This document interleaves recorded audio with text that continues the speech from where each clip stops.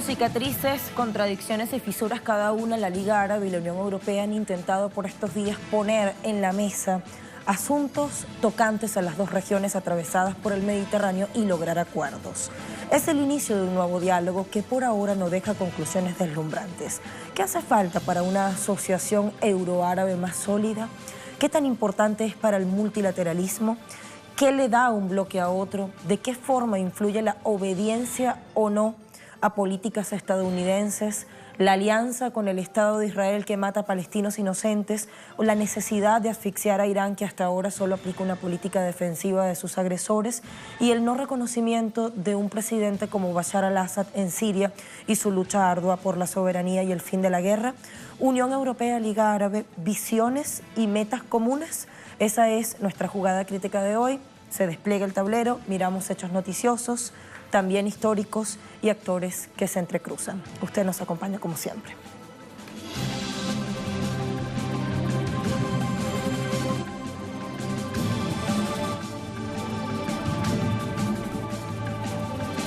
Líderes de la Unión Europea y la Liga Árabe celebraron la primera cumbre bilateral de ambos bloques regionales los días 24 y 25 en la ciudad egipcia de Sharm el-Sheikh, un complejo turístico a orillas del Mar Rojo en la península del Sinaí, a tan solo 400 kilómetros al sur del bastión del grupo terrorista autoproclamado Estado Islámico. Armamento nuclear, crisis de migrantes, conflictos en Oriente Medio, con especial énfasis en Palestina y Siria, y acuerdos comerciales han sido las cuestiones incluidas en la hoja de ruta compartida. El presidente egipcio Abdel Fattah al-Sisi, anfitrión, y el presidente del Consejo Europeo Donald Tusk copresidieron el encuentro. Lo que sigue es un trozo de una optimista y muy diplomática declaración de Jean-Claude Juncker por la Comisión Europea, quien también estuvo allí liderando por el bloque comunitario. Hay una amplia intersección entre el mundo árabe y el mundo europeo. Nuestras diversidades, nuestras discrepancias, nuestras diferencias, en particular con respecto al respeto de los derechos humanos, no debe impedirnos pensar en nuestro futuro con optimismo. Si usted piensa que nos reuniremos 24 horas en Sharm el-Sheikh y luego habrá paz en el mundo y en la región y todo habrá terminado, usted cree en Santa Claus. El objetivo es aprender a tener un marco donde uno escuche, un intercambio y uno intenta encontrar problemas comunes de soluciones conjuntas. Bueno, allí sumábamos también una partecita de la declaración a los medios del primer ministro luxemburgués. Vayamos a sitios digitales. Agencia Latinoamericana Prensa Latina tiene este artículo de la autoría del periodista Nicolás Valdés, quien ha escrito la noticia desde el Cairo y fue publicada el 26 de febrero. Liga Árabe y Unión Europea, diálogo vacío sobre Oriente Medio de su título. Y más abajo se lee: los asistentes reconocieron el papel indispensable de la Agencia de Naciones Unidas para los Refugiados de Palestina en Oriente Próximo y reafirmaron la necesidad de apoyarla política y financieramente. En los casos de Siria, Libia y Yemen, igual, reconocemos el papel mediador de ONU en esos territorios. Y ya, a eso se redujeron los pronunciamientos sobre conflictos en la región. Hubo una afirmación, o mejor dicho, una reafirmación con los procesos que está liderando ONU. ¿Cuáles? ¿Cómo? ¿Con qué resultados? ¿Con cuánta aceptación dentro de esos países en situación de conflicto? Son preguntas que nos hacemos para trasladarlas, llegado el momento, al análisis. Red Voltaire es el otro sitio digital que queremos mostrar. Unión Europea, Liga Árabe contra el trato del siglo de Estados Unidos. Bueno, la declaración de la cumbre euroárabe en uno de sus puntos expresa clara oposición al trato del siglo de Trump para Palestina, que trata de imponer un enfoque pragmático e ignora el derecho internacional. Cuando la Unión Europea abordó el conflicto israelo-palestino, dejó sentado en los textos soluciones basadas en las reglas del derecho, que de hecho pueden contradecir al propio derecho internacional, como en el caso de las recientes decisiones de la UE sobre Venezuela. Pero al suscribir la declaración de Sharm el-Sheikh recientemente, que expresamente pone como línea roja el derecho internacional, está el bloque comunitario europeo regresando a la terminología clásica, y ello es de antemano una oposición a la solución que está ofreciendo la Casa Blanca, es decir, este llamado acuerdo del siglo del que hablaba en el último trimestre del año pasado el presidente estadounidense Donald Trump y del que pocas certezas se tienen hasta la fecha. Luego abundamos en ese asunto. Más de lo noticioso nos aporta desde capital siria, Damasco, nuestro corresponsal Hisham Guanús. Hola Hisham, qué gusto tenerte. Hola colegas, saludos amables televidentes. Efectivamente, el pasado 25 de febrero concluyó la primera cumbre de la Unión Europea y la Liga Árabe en la ciudad egipcia de Sharm el-Sheikh, presidida por el jefe del Consejo Europeo Donald Tusk y el mandatario de Egipto Abdel Fattah el-Sisi. Durante el evento se intercambiaron opiniones sobre las amenazas a la paz y la seguridad internacionales y regionales, incluido el terrorismo, la radicalización, las acciones desestabilizadoras, la proliferación, el tráfico ilegal de armas, el crimen organizado, así como fue examinada la crisis de migrantes, también los cambios climáticos, las inversiones y la solución de conflictos en Oriente Medio. El comunicado final destaca que los representantes de los países árabes y de la Unión Europea reconocen que la paz y la seguridad, los derechos humanos y el desarrollo económico-social solo pueden lograrse mediante una labor conjunta, de modo que se acordó seguir mejorando la cooperación y la coordinación dirigidas a abordar las causas profundas del terrorismo, luchar también contra el cruce de combatientes extremistas extranjeros a través de sus fronteras y también combatir con éxito estos desafíos, excluyendo radicalmente todos los métodos de apoyo a los terroristas, incluido el apoyo financiero, político, logístico y militar. El comunicado subraya también la importancia de preservar la arquitectura mundial de la no proliferación nuclear y el objetivo de mantener la región de Oriente Medio libre de armas de destrucción masiva. Con respecto a Siria o a la crisis en Siria, la cumbre reiteró que una solución sostenible del conflicto sirio requiere auténtica transición política de acuerdo con el comunicado de Ginebra de 2012 y las resoluciones del Consejo de Seguridad de la ONU correspondientes, en particular la resolución 2254. Y aun cuando la catastrófica situación que vive Siria es producto de las políticas de muchos de los estados participantes en la cumbre, todos los presentes aseguraron condenar todos los actos de terrorismo y violaciones de derechos humanos cometidos contra el pueblo sirio y subrayaron la necesidad de que rindan cuentas todos los responsables. Las mismas afirmaciones también se repitieron en el caso de Yemen y Libia, donde los reunidos reiteraron la necesidad de preservar la unidad, la soberanía, la integridad territorial y la independencia de esos países. Un acusado doble rasero y clara manipulación a la realidad de los hechos, afirma el pueblo sirio, pues también los países europeos aprovecharon la cita para ratificar su postura de condicionar su contribución en la reconstrucción de Siria con un cambio político en el país árabe. La Unión Europea también criticó la rivalidad entre Arabia Saudita e Irán, asegurando que desestabiliza la región y la priva de seguridad, así como repercute en Europa, mientras Arabia Saudita aprovechó la cita para denunciar lo que califica de una creciente influencia iraní en la región. Cabe destacar que el comunicado final fue aprobado a pesar del rechazo de Arabia Saudita, los Emiratos Árabes Unidos, Bahrein y el Líbano, ya que no incluye sus observaciones sobre la cooperación entre el mundo árabe y la Unión Europea. Por último, se acordó que la próxima cumbre entre la Unión Europea y la Liga de los Estados Árabes se celebrará en 2022 en Bruselas. Esta es toda la información que tenemos por ahora. Volvemos a los estudios en Caracas. Gracias, Hisham, por ese recorrido actual y noticioso. La de Egipto ha sido la primera cumbre entre estos dos bloques, el comunitario y el de la Liga Árabe. Importante preguntarnos qué espera uno del otro y, sobre todo, repasar cuál ha sido la política exterior de la Unión Europea para con los países que integran Oriente Medio y el Magreb, es decir, los que hacen parte de la Liga Árabe, y qué determina el relacionamiento con Estados Unidos. Eso lo revisamos una vez hayamos hecho una primera pausa muy corta. Vamos a contactar a nuestros invitados, no se vayan.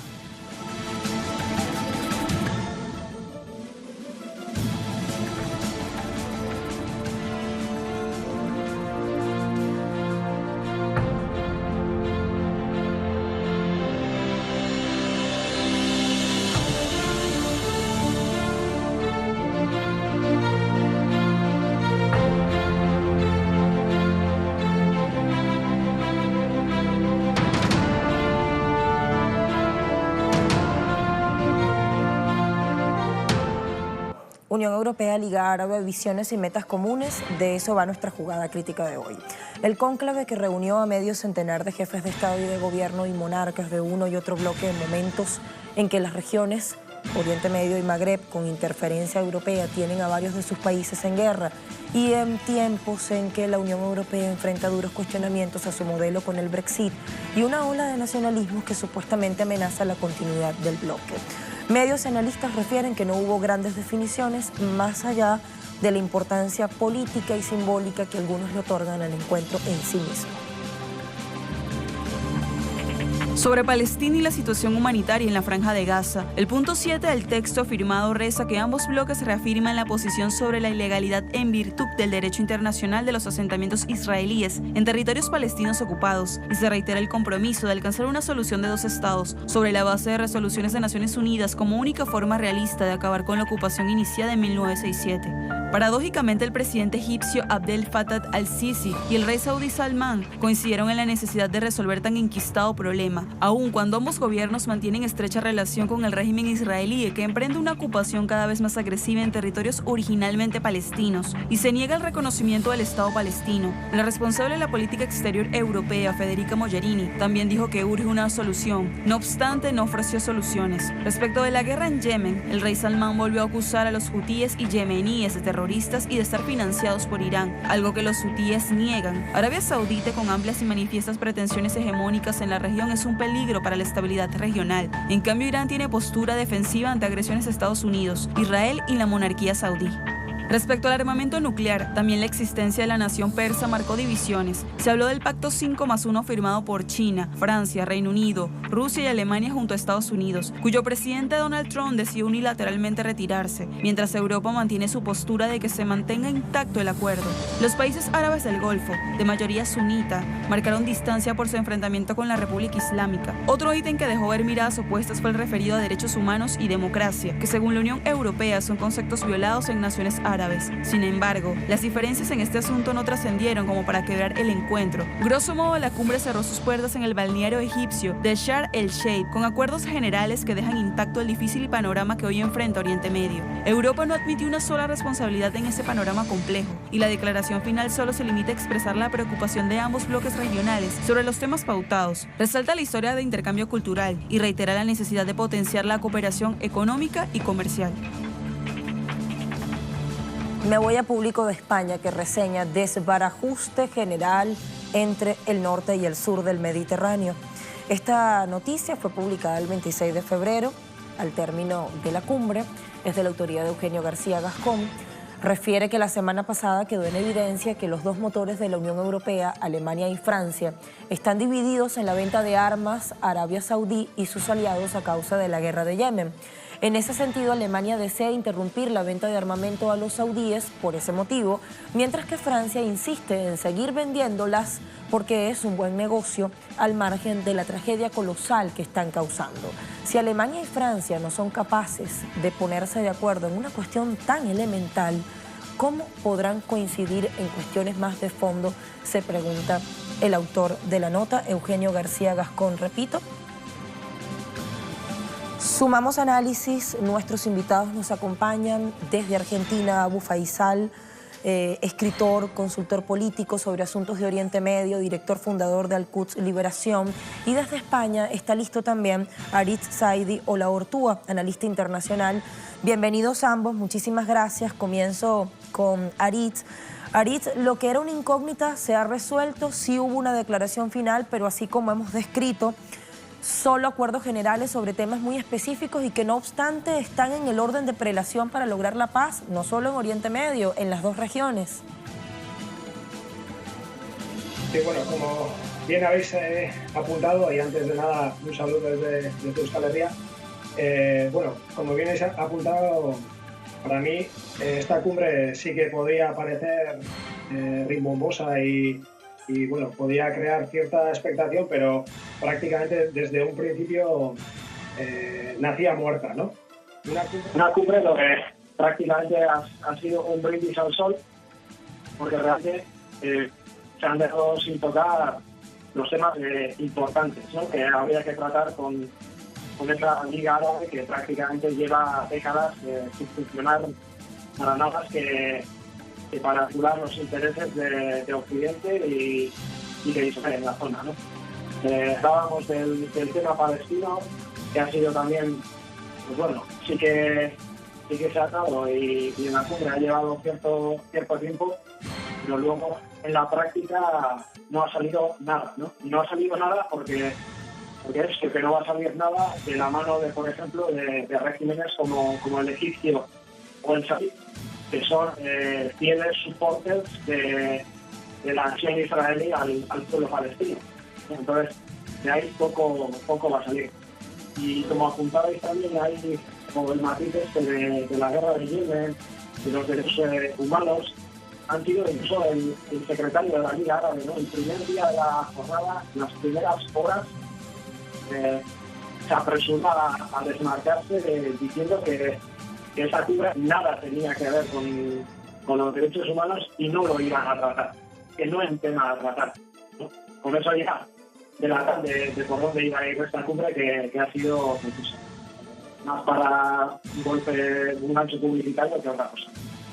Gracias, Aritz. Sumo ahora para una primera pregunta a Abu Faisal desde Argentina. Abu, el temario, la forma en que se abordó lo contentivo y el lugar, este balneario, este pasaje turístico en el Mar Rojo, nos dan algunas claves, sobre todo sobre la locación, ¿no? Un lugar de varias conferencias internacionales de paz, pero cerca de un bastión terrorista y además donde hay algunas medidas gubernamentales que son fuertemente cuestionadas o criticadas.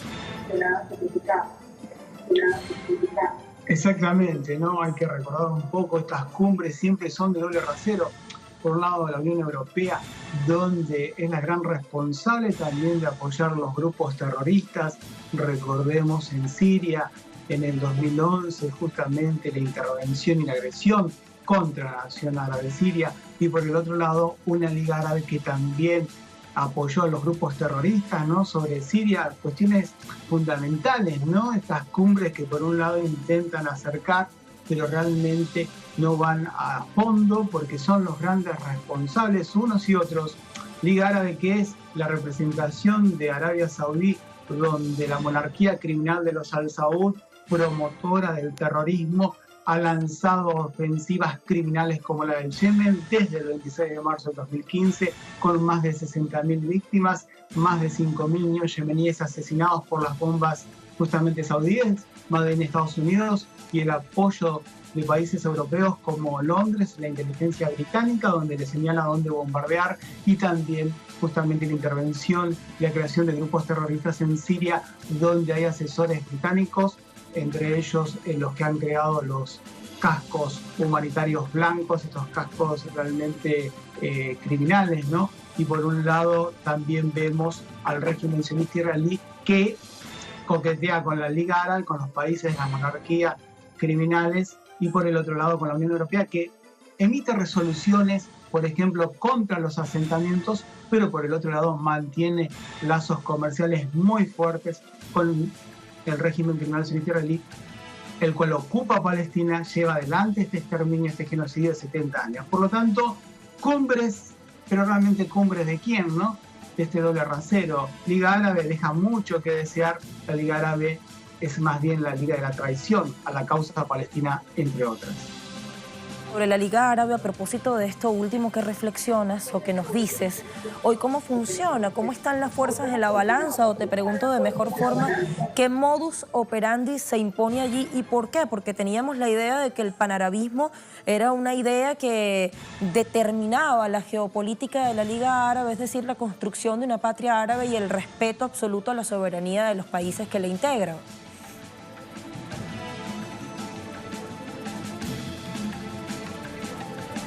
Bueno, justamente lo que el surgimiento, por un lado, de la cuestión de la causa árabe, ¿no? Como independencia, liberación de Nasser, quedó muy lejos. Lo que hemos visto durante estos últimos tiempos de la Liga Árabe se ha dedicado más vale a alinearse justamente con el imperialismo, con el régimen sionista israelí. Concretamente, hay que decirlo, la Liga Árabe el año pasado decía de que la gran culpable de todo esto en Siria, del terrorismo y la tragedia humanitaria, era la República Islámica de Irán, que había que sacarla de Siria y las milicias de la resistencia heroica de Hezbollah, justamente, y se alineó siempre a la monarquía de los Al Saud, una liga árabe que se ha dedicado a traicionar la causa palestina, porque siempre ha dicho, sancionamos en resoluciones meras al régimen sionista israelí, pero nunca concretamente la liga árabe a través de sus funcionarios diplomáticos, sus gobiernos que la integran, realmente han hecho un boicot al régimen sionista israelí. Por lo tanto, todo lo contrario, ¿no? Ese doble rasero, juego y no juego, realmente Liga Árabe sabemos qué significa para la causa de la resistencia de los pueblos de Oriente Medio, la liga de la traición, de la mentira, de vender la causa de liberación nacional que alguna vez tuvo idea en su carta fundacional, ¿no? Justamente de defender los intereses de la causa árabe ante la agresión imperialista. Por lo tanto, como te vuelvo a reiterar, esta cumbre es más mentira, más doble rasero y lamentablemente siempre traicionando la causa sagrada palestina, que es la causa de los pueblos del mundo entero. Hecha la precisión de ese punto, Abu, ¿qué tan determinante es el relacionamiento de Estados Unidos, que varía de un país a otro? O sea, que no podemos aplicar, digamos, no podemos decir que en un tema o en un país es positivo porque no aplica realmente. Hay unas diferencias, es muy variopinto, muy complejo ese relacionamiento. Entonces, vuelvo a la pregunta inicial, ¿qué tan determinante es para la consecución de acuerdos en estos dos bloques que intentan tocar temas comunes? Intentan tocar temas comunes, pero diríamos que tienen que tocar temas verdaderos. ¿Quién ha sido el promotor del terrorismo? Vemos por un lado la situación en Siria. Se tiene que retirar las tropas norteamericanas, las cuales están ahí para creer que terroristas y víctimas cada vez que interviene Estados Unidos. Una Unión Europea donde debería sancionar a quienes venden armas para matar niños en el Yemen. No lo hace una Alemania que dice que no va a vender armas, pero una Francia donde dice vale todo, no vale nada la vida, justamente los niños de las familias árabes en el Oriente Medio, vendamos armas y hagamos negocios con el criminal de la monarquía de los Al Saud. Por lo tanto, este doble rasero, un Estados Unidos que sabemos quién es, el gran asesino del mundo, ¿no? El imperialismo, donde te lleva justamente su agenda de muerte. Y por el otro lado, vemos que siempre la Liga Árabe nunca sanciona a quienes violan los derechos humanos, que es la monarquía de los Al Saud, Bahrein, entre otros, donde asesinan a su propio pueblo. Por lo tanto, estos bloques se juntan, ¿para qué? Para seguramente comerciar, para hacer más dinero, para venderte más armas, para decir, no, ¿armas en qué? Entre derechos humanos ¿de quién? Los derechos humanos de la muerte. Eso es lo que realmente vemos esta Unión Europea, donde se acerca obviamente al mundo árabe, gran responsable de la Unión Europea de estos crímenes que se cometen en este siglo XXI. Habría que preguntarle a la Unión Europea cuánto vale la vida de un niño palestino, cuánto vale la vida de un niño yemení, cuánto vale la vida de una familia siria que tuvo que soportar las bombas de los grupos terroristas auspiciados por Occidente. Ok, gracias Abu. Retomo la comunicación con Arit. Arit, Palestina fue tema central. Todos los voceros decían estar preocupados por tan enquistado problema, pero no se ha fijado un plan de acción específico. Entonces le pregunto, ¿verdadera preocupación? La red Voltaire, antes de darte la palabra, refiere que el enviado especial de Trump para Medio Oriente, su yerno Jared Kushner, es el autor de ese polémico acuerdo del siglo, de que poco se sabe con certeza aún y ha sufrido algunos cambios según reseña la propia red.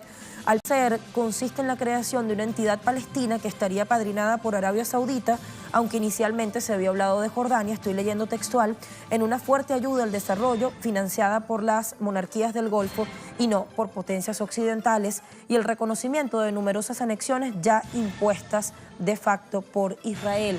Nada se dijo al respecto, quiero su reflexión sobre ese punto. Bueno, el autodenominado acuerdo del siglo, yo creo que deberíamos de empezar a tacharlo de acuerdo, porque no es un acuerdo, es algo unilateralmente decidido, donde la parte palestina y el pueblo palestino no ha decidido ni ha acordado nada con nadie. Es un pacto que ha nacido también, como prácticamente lo es la Liga Árabe, un pacto y un acuerdo muertos, ¿no? Porque no han contado con el beneplácito ni las negociaciones del pueblo palestino ni el bando palestino, no ha contado con uno de los bandos, entonces eso no tiene ningún tipo de legitimidad ante nadie, ¿no? Pero ahondando más allá, yo iría a esos actores, ¿no? que dependiendo del tempus en el que pues, los observemos, vemos que se autoproclaman como amigos del pueblo palestino, y lo que son es traidores a la causa palestina y al pueblo palestino. Ya puede ser Egipto, ya puede ser Arabia Saudí, ya puede ser Qatar, donde pueden tener en la retórica y en la palabra las ansias y anhelos del pueblo palestino, pero luego en la práctica y en la praxis real son pues íntimos aliados de la entidad sionista de Israel. Y se está viendo últimamente, ¿no? Pues cuando los últimos bombardeos de Israel sobre la franja de Gaza, como por ejemplo Egipto cerraba su frontera, ¿no? Cerraba su frontera para que esos palestinos todavía quedasen más cercados ante los bombardeos israelíes, cortando el paso a la ayuda humanitaria hacia la franja. Las constantes amenazas y referencias del príncipe Ben Salman a diferentes líderes palestinos de que o aceptan el acuerdo o se tendrán que ver con la fuerza y poderío del ejército israelí, ¿no? Casi amenazando de que o aceptáis el acuerdo o os van a hacer mucho daño, no dando ninguna opción para negociar ni una salida medianamente digna para este pueblo que está luchando desde hace décadas, y que por mucho que negocien las satrapías del Golfo e Israel, los Estados Unidos, jamás se va a dar por vencida y jamás va a aceptar ningún tipo de humillación de este tipo, como el acuerdo del siglo, el mal llamado acuerdo. Entendiendo las diferencias y fisuras que hay dependiendo de los temas y países, te pregunto, Aritz, llama la atención la implicación de Alemania en la escena árabe, que para algunos marcó esta cumbre, igual que la ausencia del tema iraní y todo lo que tiene que ver con el acuerdo 5+1. ¿Tú cómo lo ves? Bueno, Irán también tenemos que decirlo, que Irán viene a ser pues lo que sería el monstruo de las galletas, ¿no? O el sacamantecas, pues por aquí en el otro lado del Atlántico. Es como el refrán, el gancho, el punch para dar miedo, ¿no? La amenaza iraní en cualquier parte para ocultar sus vergüenzas y la praxis real de lo que están haciendo, pues siempre se ciñen a este guión de Irán, Irán, Irán, ¿no? Que Benjamin Netanyahu tan perfectamente expuso en Naciones Unidas, ¿no? Da igual para qué, siempre atacan a Irán. No importa si el armamento iraní es meramente defensivo, siempre hablan de amenaza iraní. Por ejemplo, también lo vemos incluso en el caso de Venezuela, ¿no? Donde es obvio que la relación bilateral entre Irán y Venezuela es óptima y es una relación positiva para ambas naciones y ambos pueblos, pero pues siempre intentan mezclar un poquito, pues bueno, si no es Irán, metemos que Venezuela cuenta con efectivos de Hezbollah, aunque no tenga ni pies ni cabeza ni sentido alguno, pero una mentira repetida 100 veces, pues al final, hoy en día, en estos tiempos de posverdad y fake news, prácticamente la crean o hacen que sea verdad, ¿no? Y con la amenaza iraní pues pasa lo mismo. Toda la Liga Árabe han estado mencionando tanto la amenaza iraní, como ahora también han empezado a hablar de la amenaza turca, ¿no? Donde las ansias expansionistas de Erdogan pues sí que realmente existen, ¿no? Tenemos el caso sirio, donde está ocupando realmente territorio de la República Siria, pero hasta ahora, por ejemplo, jamás habían mencionado a la amenaza turca, y de repente, casualidad, han empezado ahora a mencionar la amenaza turca. ¿Y por qué? ¿Qué lectura podríamos hacer de esa amenaza turca? No es porque realmente estén pues preocupados por la soberanía Siria. Las satrapías del Golfo son las primeras en haber sustentado y financiado y potenciado la agresión injerencista contra Siria. Están preocupados porque ven que Turquía, como un referente para la hermandad musulmana dentro de los suníes, pues podría convertirse en una de las potencias o el estandarte de la rama suní dentro del Islam. Claro, entonces, ante esa posible ruptura en la hegemonía saudí, pues claro, empiezan a atacar también a Turquía, pero ni es por la amenaza iraní ni es por la amenaza turca, es solo por la supervivencia de Israel y de los intereses saudíes en la región. Nada más que eso, porque todo lo demás, la Liga Árabe, el coro de resto de países, casi que a pies juntillas aplauden y cantan lo que diga pues, Arabia Saudí o Egipto, y por detrás de todo esto Estados Unidos o Israel. Aritz, el equipo de Jugada Crítica de Telesur te agradece tus consideraciones. Hasta pronto. Un saludo. Agur. También agradecimiento y saludo para Abu Faisal, cuya imagen ya no tenemos a esta hora. Bueno, importante este dato. Siria fue suspendida de la Liga Árabe en el año 2011 tras la guerra que comenzó para derrocar al presidente Bashar al-Assad. Importante decirlo, Europa y Estados Unidos han ejercido importantes presiones y han hecho lobby para que no sea reincorporada, y dentro de la propia liga hay una suerte de polarización, es decir, unos miembros que quieren que vuelva Siria a tener su membresía de derecho pleno y otros que no están de acuerdo. ¿Por qué ocurre eso? Eso es reflejo de qué. Y también importante preguntarnos si acaso la cumbre podría deberse u obedecer, en el caso de la Unión Europea, al temor que tiene el bloque comunitario de que potencias como Rusia y China puedan llenar ese vacío que está dejando la UE y que tal vez tenga que replegarse ante la derrota clara que ha sufrido en Siria. Eso lo ponemos como otras variables para seguir analizando. Ya vamos al encuentro de nuestro invitado. Toca hacer una última pausa, ya venimos con más.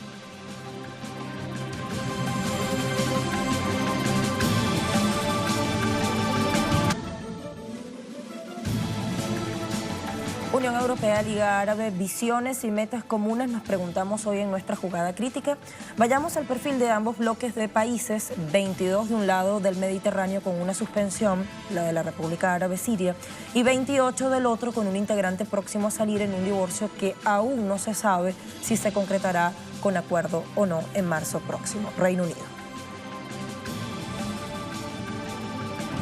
Liga de Estados Árabes o Liga Árabe. Agrupa a los países árabes de Oriente Medio y el Magreb, África del Norte. Fue creada para lograr la independencia de algunos colonizados aún por Europa, para evitar que la minoría judía estableciera un Estado independiente, Israel, y abordar cuestiones de interés común en lo político, social, económico y militar. Egipto, Irak, Jordania como Transjordania, Líbano, Arabia Saudita, Siria y Yemen, en ese momento como Yemen del Norte, son miembros fundadores de la Liga, admitidos todos el 22 de marzo de 1945. De ese grupo de 7, Egipto fue suspendido en 1979, siendo sede. Esta se trasladó temporalmente a Túnez y Egipto fue aceptado nuevamente en 1989, volviendo El Cairo como sede fija. Y la República Árabe Siria, que está suspendida desde 2011, cuando comenzó la guerra para sacar del poder a Bashar al-Assad, guerra que todavía no logra su objetivo. La próxima en sumarse fue Libia, el 28 de marzo de 1953, también suspendida en 2011, el 22 de febrero exactamente, durante el golpe que terminó en derrocamiento y asesinato del líder Muammar al-Gaddafi. Le fue restablecida la membresía a la Yamahiriya en noviembre de ese mismo año, tras el reconocimiento al golpista Consejo Nacional de Transición. Siguieron en la lista de nuevas incorporaciones Sudán en 1956, Marruecos y Túnez en 1958, Kuwait en 1961, Argelia en 1962, Emiratos Árabes Unidos, Bahrein, Qatar y Omán en 1971, Mauritania 1973, Somalia 1974, Palestina representada por la Organización para la Liberación de Palestina OLP en 1976, Djibouti en 1977 y el último país en adherirse fue la Unión de las Comoras o Comores en 1993, el más meridional del grupo y el único totalmente circunscrito en el hemisferio sur. Hoy la Liga presenta fisuras entre los que aceptan la intervención estadounidense y los que, como Siria, se resisten a obedecer sus políticas injerencistas. Unión Europea. Comunidad política de derecho constituida en régimen sui generis de organización internacional nacida para la integración y gobernanza común de Estados europeos. Le integran 28 miembros y fue establecida con la entrada en vigor del Tratado de la Unión Europea el 1 de noviembre de 1993. Figuran Alemania, Bélgica, Francia, Luxemburgo, Países Bajos e Italia como fundadores adheridos el 25 de marzo de 1957. Luego se sumaron Dinamarca, Irlanda y Reino Unido en 1973, Grecia hizo lo propio en 1981, España y Portugal en 1986, Suecia, Austria y Finlandia en 1995. En 2004 se adhirió un grueso de 10 países, Chipre, Malta, Eslovaquia, Eslovenia, Hungría, Estonia, Polonia, Lituania, Letonia y República Checa. De más reciente incorporación son Bulgaria y Rumania en 2007 y Croacia en 2013. Tiene sus instituciones y normas propias. Alemania, Francia, Italia y Reino Unido son los que más escaños tienen en el Parlamento, con 9, 6, 7, 4 y 7, 3 respectivamente. 9 del total de 28 no pertenecen a la zona euro, es decir, transan con sus monedas locales. Bueno, y retomamos un dato. Siria, suspendida desde 2011 de la Liga, no tuvo ninguna representación en la cumbre de los días 24 y 25 en Egipto. El secretario de la organización, Ahmed Aboul-Gheit, declaraba a principios de este mes que la readmisión de la República Árabe como miembro de pleno derecho requiere el consenso de todos los miembros de la organización, pero todavía hay objeciones y hay algunos que ni siquiera han manifestado su postura.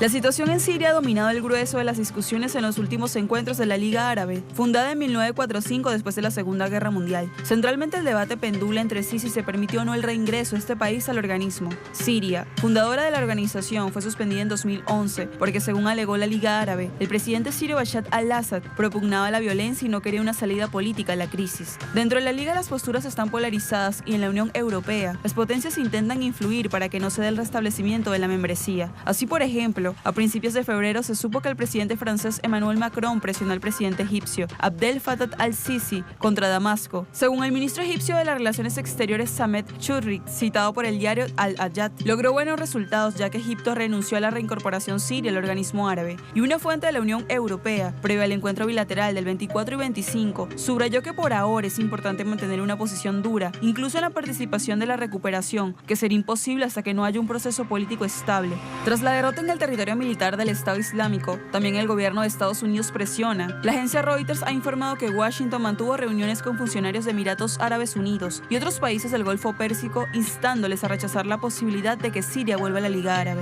A pesar de las presiones de Estados Unidos, algunos países decidieron reabrir sus embajadas en Damasco. Si bien en una primera instancia podría tratarse de una normalización de las relaciones diplomáticas, esto ha generado algunos ruidos con Siria, ya que Bashar al-Assad ha señalado que no aceptará chantajes ni condiciones para regresar como miembro de pleno derecho a la Liga Árabe. El tema será nuevamente tratado en la próxima cumbre de la Liga Árabe en Túnez, dijo en las últimas horas Saida Karash, vocera de la presidencia tunecina.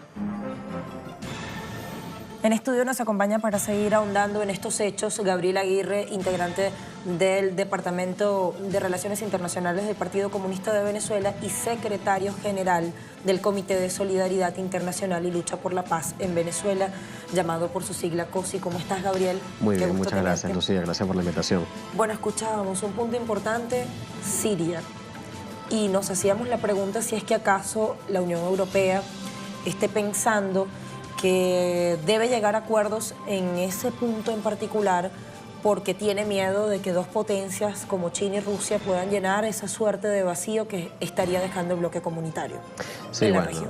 Fíjate, yo creo que habría que sintetizar el tema de los principales acuerdos de esta cumbre, porque sí, ciertamente no existe acuerdo formal, pero sí existen intereses, es decir, a toda reunión de Estado le antecede algunos intereses en términos políticos, militares, económicos, geopolíticos. Para la Unión Europea hoy es una gran necesidad, por ejemplo, el hecho de seguir comerciando con esa región del mundo.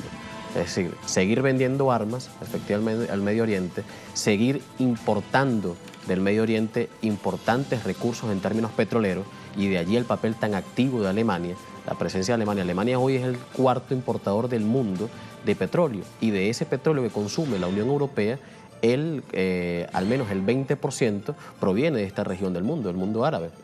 E indudablemente hay un tema que ha quedado quizás no tan evidenciado pero que de forma en subterfugio se sigue desarrollando y fue un aspecto fundamental para la convocatoria a esta cumbre, que es el tema de la migración. ¿Okay? Para Europa, como sabemos, el surgimiento actualmente de visiones ultranacionalistas vienen adelantando la necesidad de controlar los flujos migratorios que se producen desde el Medio Oriente como resultado de las guerras imperialistas que se promueven en esos países hacia Europa. Pero de eso no hay un reconocimiento. Sobre la base de eso no hay ni un reconocimiento ni una mención al tema, pero sí existe el interés de por medio. Entonces, en el caso específico de Siria, lo que tiene que ver, primero, es la posición de un doble rasero, de una doble moral de la Liga Árabe, que nació como un esfuerzo de intentar unificar el panarabismo en esa región del mundo y también de hacer frente a los intereses de Occidente, porque ya cuando se funda la Liga Árabe existía grandes explotaciones de petróleo en esa región del mundo y ya se avisoraba que iba a ser un punto caliente, y en ese momento la decisión de los estados soberanos fue constituir una Liga Árabe que en el transcurso del tiempo ha sido infiltrada. Allí debemos nosotros reconocer la existencia de monarquías absolutistas también con democracias liberales, y la inmensa mayoría de ellas rendida a los intereses del imperialismo norteamericano y europeo, pero donde en sí misma en esa Liga Árabe existe una gran contradicción, y por eso las posiciones quizás maniqueas de la Liga Árabe, porque allí existe una correlación de fuerza y una fuerte contradicción entre los países internamente. Una Liga Árabe, por ejemplo, que en el 2011 suspendió a Libia de la membresía como tal, y a los pocos meses con el Consejo Nacional de Transición Libio restableció la membresía como tal. En el 2013 fue peor lo que hizo en el 2013. En el 2013 dijo que lo que había ocurrido en Egipto, donde había existido un golpe de Estado militar promovido por Occidente, promovido principalmente por Estados Unidos y Europa, no eran antidemocráticos, y por consecuencia no se iba ni siquiera a discutir el tema egipcio. Pero en el mismo año 2011 suspende a Siria de sus funciones dentro de la Liga Árabe, con el voto en contra tanto de Palestina como del Líbano y la extensión de Irak. Entonces, eso nos demuestra que hoy existe, y eso ha venido intensificándose desde el 2011 hasta el 2019, una fuerte disputa en lo interno de la Liga Árabe de países que hoy están de acuerdo con la reincorporación de Siria y quienes se abstienen todavía a la reincorporación de Siria. ¿Por qué? Porque existe el temor efectivamente de que Siria cumpla un papel de potencia subregional y en consecuencia logre nuclear un conjunto de esfuerzos y cambie internamente la política de ese organismo. Ahora, ¿le conviene a Siria volver allí? Mira, indudablemente. Inclusive hay una declaración del jefe de las Fuerzas de Defensa de Rusia que decía que un aspecto estratégico para que logre darse el triunfo total en el territorio sirio tiene que ver con el reconocimiento internacional del Estado sirio y en consecuencia su presencia en los diferentes mecanismos de integración regional. Ahora, lo que no puede ocurrir es que sobre la base de querer Siria estar dentro de la Liga Árabe deba aceptar los términos que le imponen las monarquías absolutistas, porque son estas mismas monarquías y el wahabismo dentro de la Liga Árabe quienes han intentado destruir a Siria de diferentes formas. En el 2011, por ejemplo, las monarquías y el Emirato de Qatar y los países del Golfo enviaban, aparte de sus grandes corporaciones, a comprar la moneda siria para debilitar la economía en el país. No obstante eso, luego lo hizo en términos militares, armando los mercenarios, sirviendo de plataforma de preparación logística para el denominado Estado Islámico, y esa ha sido la política que ha utilizado la Liga Árabe. Indudablemente para Siria hay un elemento fundamental de principio, que es el tema del respeto a su soberanía, el respeto a su autodeterminación, y en consecuencia la soberanía y la autodeterminación significa poder desarrollar dentro del territorio las orientaciones políticas que necesita el Estado sirio para terminar de consolidarse en la victoria política, en la victoria militar en ese territorio, que es parte de lo que se niega a la Liga Árabe a reconocer, y es el triunfo en términos políticos militares y el ejercicio efectivo sobre todo el territorio sirio, y eso es parte de las contradicciones que se están dando allí, y por eso la resistencia aún de la Liga Árabe de decir, mira, sí, estamos evaluando el tema del ingreso, pero ya todavía... no son solo 3 los que aprueban a Siria, es decir, los que apoyan la soberanía y la libre autodeterminación de este país reconocen a su gobierno legítimo. Países que inclusive estuvieron estuvieron confrontados con Siria.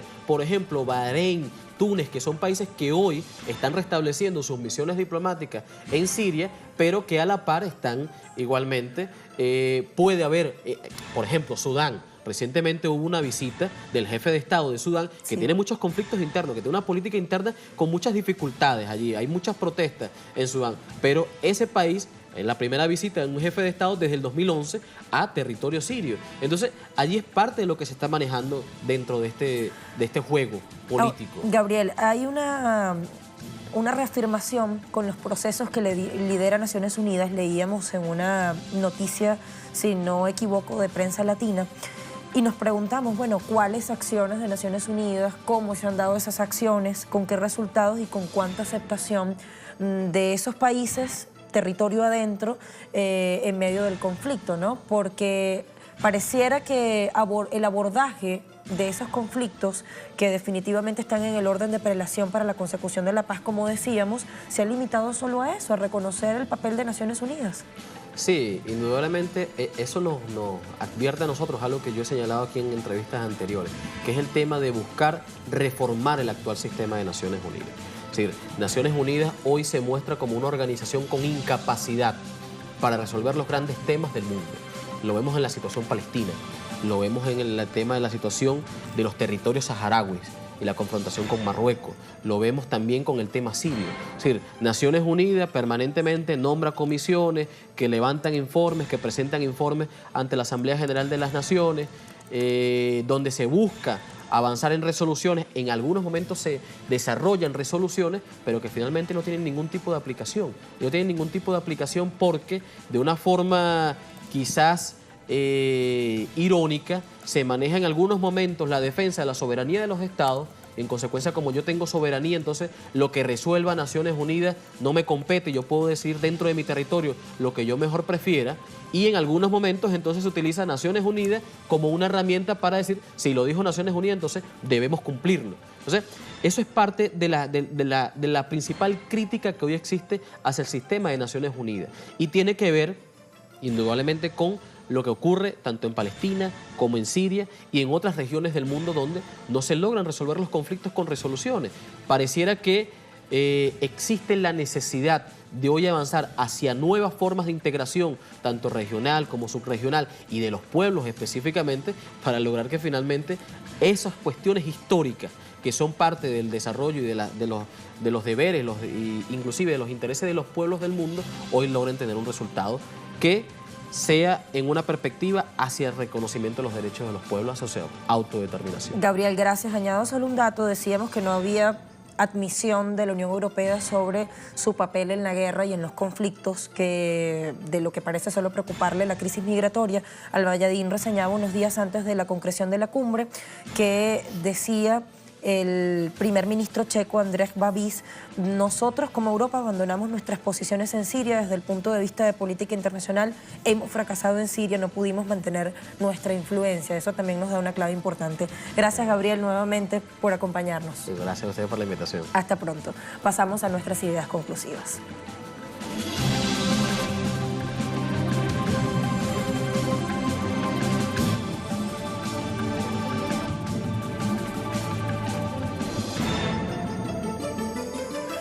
Bueno, definitivamente está haciendo falta una sinceración de las cosas. Se mantiene una ambivalencia respecto de algunos asuntos que son transversales y relevantes en este momento. Mientras la Liga Árabe atienda a políticas injerencistas de Estados Unidos y la Unión Europea no admita o reconozca su responsabilidad en la guerra y en la posesión de armas, seguirá primando el doble rasero. Europa se preocupa, sí, por los refugiados que buscan cruzar hacia su orilla, pero nada dice de cuánta responsabilidad tienen esos gobiernos en lo que está ocurriendo en la otra orilla, la guerra y la fragmentación. El relacionamiento con Estados Unidos sí que es determinante, aunque no se lo puede mirar por bloque porque varía según tema y según países.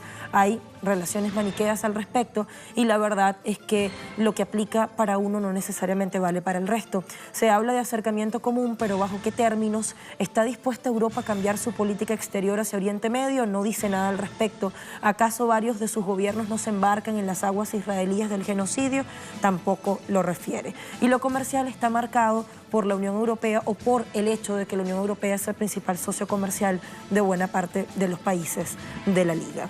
Así llegamos al final de esta jugada crítica. Gracias por acompañarnos en nuestro análisis y en este caudal de información. Nos vemos en una próxima oportunidad. Hasta pronto.